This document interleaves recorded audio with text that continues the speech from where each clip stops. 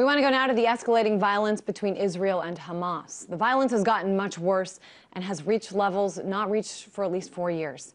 There have been deaths on both sides and heart-wrenching images like this one that have given the fight a face. This is a photo of a BBC Arabic employee carrying the body of his 11-month-old son, killed by shrapnel during one of Israel's air raids in Gaza.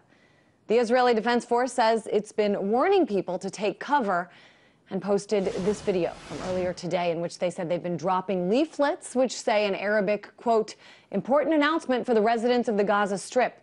For your own safety, take responsibility for yourselves and avoid being present in the vicinity of Hamas operatives and facilities and those of other terror organizations that pose a risk to your safety." Hamas is once again dragging the region to violence and bloodshed. The IDF is determined to defend the residents of the state of Israel. This announcement is valid until quiet is restored to the region, Israeli Defense Forces command.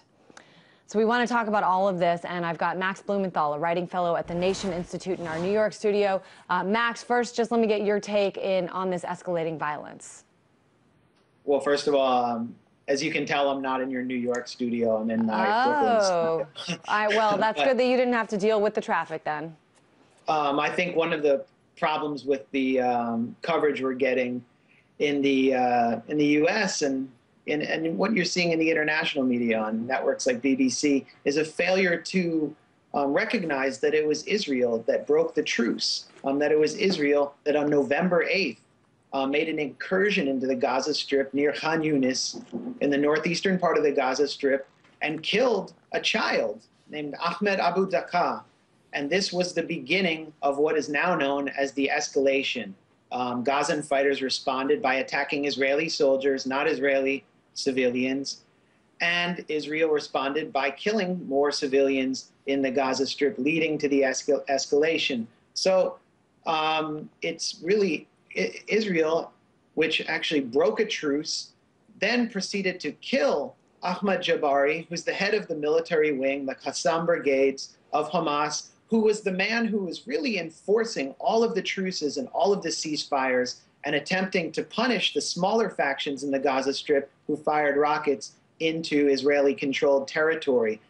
This is consistent with Israeli behavior over the years, including at the beginning of Operation Cast Lead. We have to remember the first attack in Operation Cast Lead, the brutal attack between 2008 and 2009, was on a police station in the Gaza Strip, an institution that symbolized stability. And so they attacked the structure of stability in the Gaza Strip, the kind of structures that could enforce ceasefires and truces. And in doing so, at that time, they broke a truce, and they broke a truce again just now. So it's not clear that Israel has any capacity for acting rationally. Max, let me, you said a whole lot of things that I want to touch upon. So let me start with this. You were talking about the killing of the military commander of Hamas.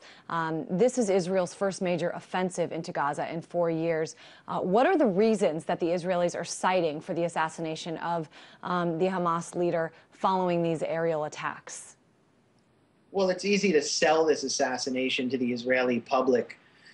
And the rationale is that he was involved in authorizing the operation that captured Gilad Shalit, the Israeli soldier who was enforcing the exterior occupation of Gaza and who was held captive there. And so this was an easy sell to the Israeli public. What isn't recognized is that Jabari was a figure who was maintaining stability inside Gaza that often worked in Israel's interest. He was the person in Hamas who negotiated directly with Israel.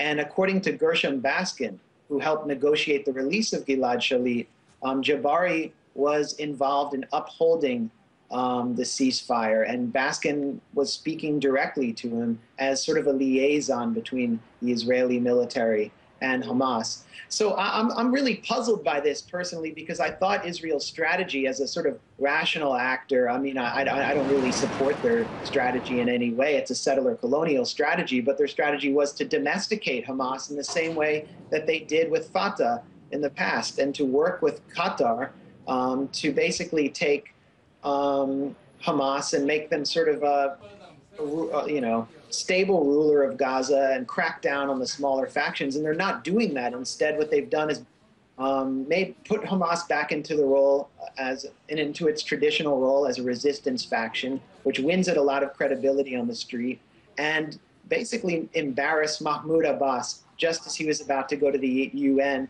to seek a unilateral statehood bid, which is another part of their strategy, possibly. Yeah, it is very interesting, and I've read this as well. I mean, this was a man responsible for keeping the border safe, and did so for a few years. And if it got to a point where the border was no longer safe enough, perhaps there was another option rather than eliminating, their words, not mine, this leader of Hamas. You talk about the timing as well, Max. There's an election, pardon me, coming up in Israel.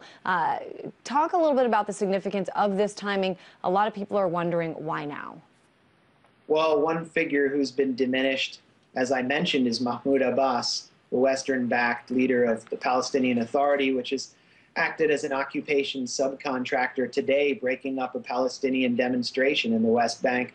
But another figure who's been diminished is Ehud Olmert, who was actually the architect, the prime minister during Operation Cast Lead, and was considering running again despite being mired in scandal. Netanyahu was planning on running in a coalition, kind of a Likud Beitenu coalition with Avigdor Lieberman, a right-wing coalition, and it wasn't holding up very well. The numbers weren't looking as good as he wanted them to look, and he was being challenged by Olmert, possibly, who was going to run as kind of this candidate who had this record of cracking down on Gaza. He took care of Gaza. And at the same time, Netanyahu has in his cabinet Ehud Barak, who is pushing for an operation on the Gaza Strip and was going to run in the elections as well. So what does Netanyahu do? He has to authorize a punishing operation in order to outflank Olmert, the architect of Operation Cast Lead, and Ehud Barak, who has much more credibility among the military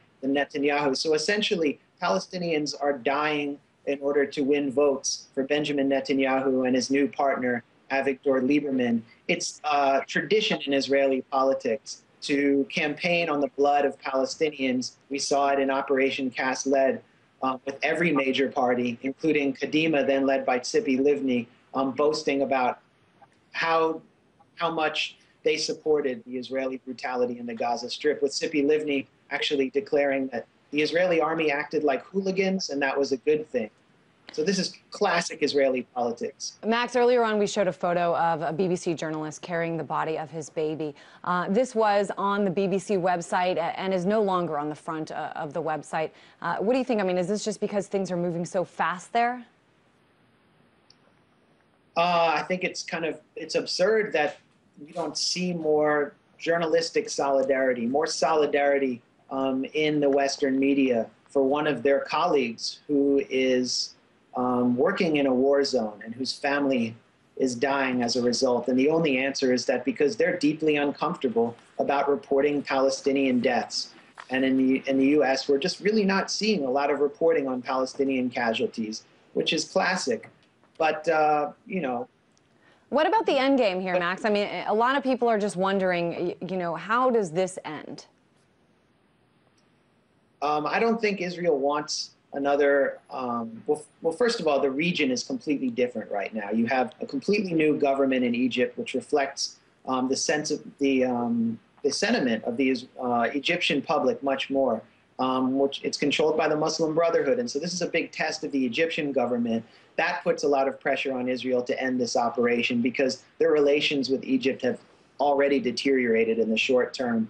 Netanyahu doesn't want a long operation, another bloodbath in Gaza, like Israel saw with Operation Cast Lead, which will lead to an investigation from the UN and another Goldstone report. And he doesn't want it for political reasons as well. So I think this could wrap up. What Israeli leaders are saying right now is they are waiting for Hamas to beg for a truce, which means that they're seeking a truce, which means they really have, let's look at the long term, let's look at the big picture. They really have no end game for how to resolve the situation with the Gaza Strip. They've turned the Gaza Strip, which is consists of a majority of refugees who are not allowed to return to their homes in what is now known as Israel because they're not Jewish. It's been turned into a warehouse for surplus humanity. Yitzhak Rabin said he wished the Gaza Strip would just fall into the sea. they really have no end game for the Gaza Strip. All right. I thought they were going to try to domesticate Hamas, but now we see them creating more instability. And so